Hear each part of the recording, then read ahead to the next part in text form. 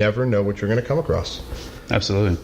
You get all those fire alarms that go out, and people are going, oh, yeah, hey, yeah, at 3 o'clock in the morning, you go to a routine, what you think is going to be a fire alarm. You're not dressed and ready for it. You haven't practiced.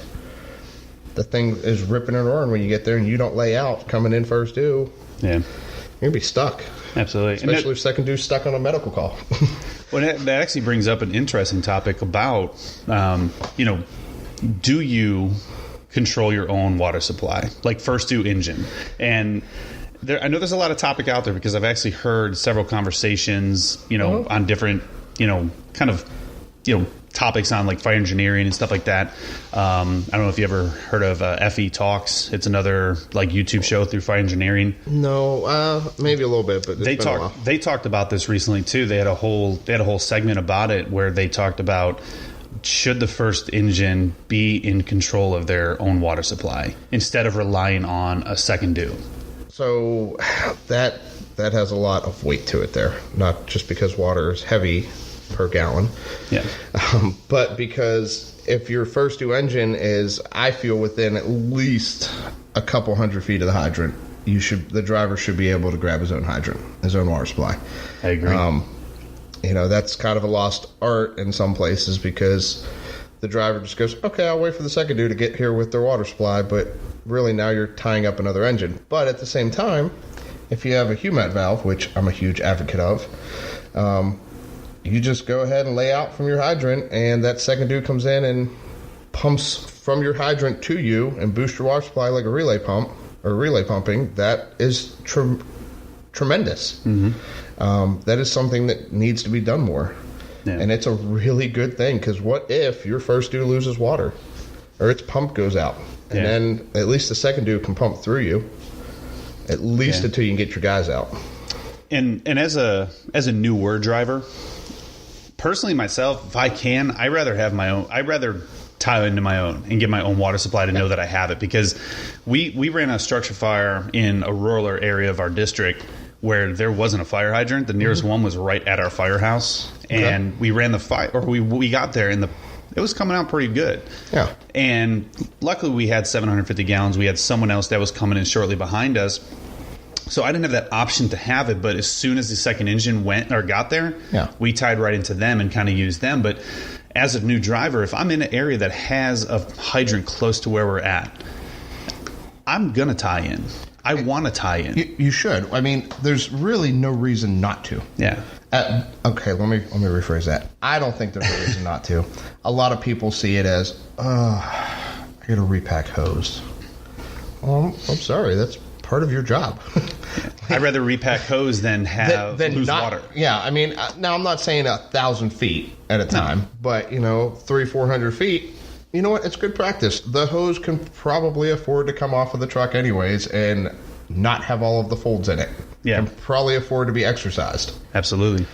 I mean, and that's my biggest thing though, is that you kind of mentioned it a few minutes ago, was what happens if something happens to that second due? Maintenance issue, or they get stuck by something. What happens? Because if you have that mindset of relying on that second due, because everyone has their orders that first due this, first due does this, third due does this. If you focus on that and go, never mind, second due will get it, and something happens to your second due, and now you're waiting for you're in the weeds, and they're another 7 minutes out. Absolutely. So you're going, I mean, God forbid they get into a wreck on the way because somebody pulls out in front of them. I mean, you're kind of up the creek without a paddle at that point. I mean, it's all in how you make it. So you're going to have to go ahead and figure out what you're going to do. Yep. So that kind of leads us into another interesting topic, and this is that SAM technology. So the other day I was on Facebook looking at something. Actually, I was looking at FDIC stuff. That's actually what I was doing. And I came across... By the way, I've seen the new Pierce mid-mount aerial at 100 foot, and that thing is really, really nice looking. Yeah. I think I would love to see one of those here in our department, that's for sure. Yeah, I've seen the video. Have you seen it in person or in the... No, not in person. Okay. I'm interested because it looks like the old Seagraves with the front and the Mac Seagraves. The Baker aerial scopes, I apologize. Like a Baker aerial scope kind of, and it's nice. I like that. I like that look and that design. Oh, it's nice. And I saw the video recently of it, of the demonstration that they were doing, and that thing is pretty sweet. Yeah. But with this SAM technology, and the cool thing about FDIC is FDIC is a kind of an area for a lot of people to really introduce new products and show people what they can do. And there's a product out there right now from a company called Phantom Controls called SAM. And or SAM technology, and basically what SAM technology is, it's a you either could put on a brand new engine or you could retrofit an older engine or a ladder truck, and it allows you to operate the pump remotely through an iPad pretty much from anywhere on the fire ground. So with the water supply talk, it's kind of interesting that this is something that's being tried out. And they're using it right now in St. Louis on Ladder 10. And there's been some positive stuff, but it's only at one department. So SAM, by the way, in case anybody's wondering, stands for Scene Apparatus Manager. Yep. So basically your driver operator. You know, I already feel with the addition of all the electronics on an engine that the art form of pumping is being lost. Absolutely. So you don't get a whole lot of that manual control, that driver operator that has to think on their feet, that has to solve the problems as they come about. Now you get guys that go, okay, I'm going to push the button. Cool. I need an 1 3/4 cross lay at 160. I'm just going to turn the knob and push the button for a preset. Yeah. Life is good. Okay, now what do I do? Yeah, and then the problem is that computer fails because, let's face it, electronics fail. Sadly. So, I mean, I'm not saying that Sam here, on the Phantom Controls, it'll happen. No. I mean, it's being tested, and I'm interested. It's different. I'm interested. Yeah. I'd like to see it in person. Absolutely.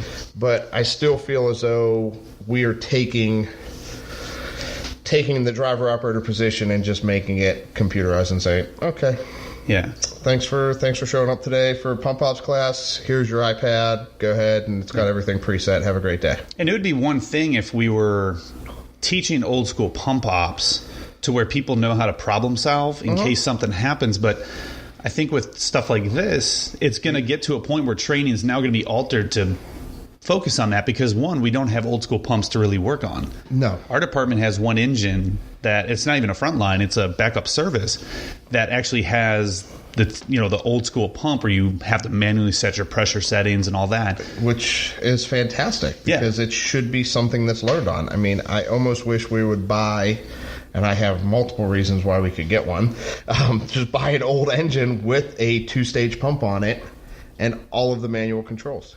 And just make it so that guys have to learn how to pump on that before they learn this new technology. Yeah, because if that computer fails, now with a computerized system that kind of controls the pressure on its own, you don't have there's not much you can do if that computer goes out. But you have to also know how to problem solve if there's an alert going on. What is that alert? That's true. You're not going to know. You have to be able to think about it. You have to be able to see it. You have to be able to go, okay, this is my problem. This is what I got to do. All right. Yep. A driver operator position,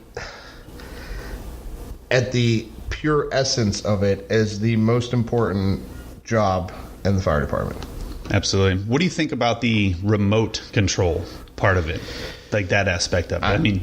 I'm kind of curious what the distance is of it. Can you operate it from the tip of an aerial, or do you stay? I mean, if I put it, looking at the website, if I put it in the holder, how far can I walk away? Yeah. What are my concerns? I want to be, as a driver, I'm not an old school driver. I'm not a guy that's going to stand at this pump panel and do nothing. I want to go out. I want to throw that secondary means of egress, especially if my my second due or my third due companies are out. I mean, if we're 15 minutes away from everybody else, I want to make sure that those guys have an egress. Or, I don't want to be the guy that has to, hey guys, I need you to come back outside. This woman's hanging out the window of the second floor. I'm not in it for the glory, but I'm going to do my job because it's the pure essence of the entire fire service. Everyone is a firefighter. Yeah. Everyone's trained the same. It's whether or not you want to go and become that driver operator later on, or you want to become an officer and all that. I mean, as you progress up, but You can never forget where you started. Absolutely not. And the thing, I'm looking at the website, and again, this is more opinions. We're not bashing anything here. So I'm like, again, we're really interested. I would love to see how this works in person, to be honest with you. I'm super interested in it. But one of the things that bothered me is one of their bullet points for benefits of SAM is fewer mistakes from a less experienced operator. And I don't think that there shouldn't be a less experience. I mean, that we're dumbing, like you said, we're kind of dumbing it down a little bit. These operators should be trained to know how to handle it. And you can't when it's a computer system. Because if that computer system goes out, this computer system basically controls everything from pressures to water hammers to, pumping multiple lines. If that thing goes out, once again, you're stuck. Absolutely. What are you going to do? Are there backups? Can you get into the cab and push the gas pedal and throttle up? You used to be able to do that old school. Can you do that again? Yeah. Or are you really just stuck and go, okay, I have absolutely zero way to get pressure. Yeah. Well, if you look at, what am I going to do? If you look at how in the informational video they showed how to activate it, and it's just like a normal pump where you put your engine or your ladder truck into pump, but then you flip a switch that operates SAM. And then you go to the pump panel where there's like an iPad screen, and you swipe your finger to activate it. And then from there, you could actually walk away and control it completely from your iPad. And that's kind of where I'm like the thought of being able to control it and actually go get your water supply, that's awesome. Yeah. I love that idea. But what happens if that thing fails and all of a sudden that thing shuts down while you have a crew inside and you're 300 feet away at a hydrant? Now, when you're the driver and you want to step away to do something, at 300 feet is a little far away to do it. I don't know if I'd go that far to say that I'm going to be 300 feet. Now, if I'm side A of a residential structure and it's not a long driveway down there, you know, I'm going to grab the ladder, and I have a hydrant close at 100, 150, 200 feet. I'm going to make it. And I'm going to be able to pull that 5-inch quickly to that hydrant. Yeah. Well, and dress it and do my job. Yeah. Well, this SAM technology is, like I said, it's interesting. And if there's anybody out there that uses it or is looking to use it, or anybody from St. Louis, to be honest with you, if you guys listen to this podcast, or even the owner at this point, Mr. Jason Serrano, if you, I'm curious, man. I'm very interested in it. You got our attention because and again, I'm not bashing it. I just really want to know more about it because I want to see, is this something that is going to be the future of firefighting? Is this going to be the future of pumping?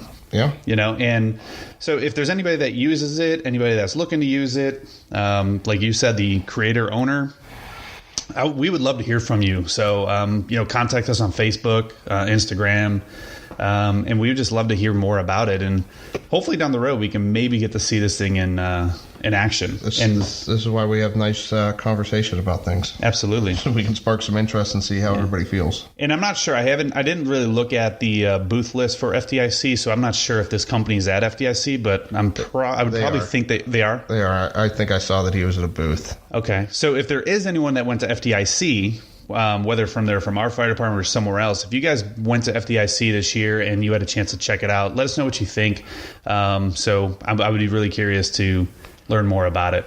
So, but we are running out of time, ladies and gentlemen, and we just want to thank you guys for joining us for episode 4, Talking Engine Company Operations. And again, this doesn't end here. If you guys want to continue the topic or the discussion of engine company operations, or as Sean said earlier, you just have something you want to have us talk about, feel free. We'll, if we have to, we'll rearrange the next episode. Oops, sorry, my mic fell.